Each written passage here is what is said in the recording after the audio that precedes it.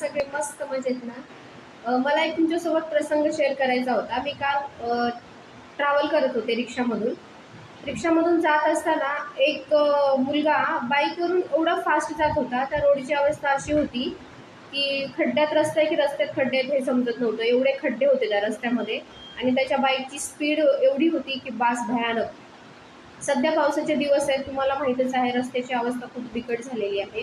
आणि अशा रस्त्यावरून तुमच्या बाईकची जर स्पीड असेल तर तिथं साचलेले पाणी हे आजूबाजूच्या किती लोकांच्या अंगावर जाऊ शकतं हे इमॅजिन पण नाही करू शकत.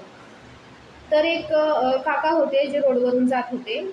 त्या मुलगा समोरून आला, इतकी स्पीड होती त्याच्या बाईकची, पूर्ण पाणी त्यांच्या अंगावर गेलं.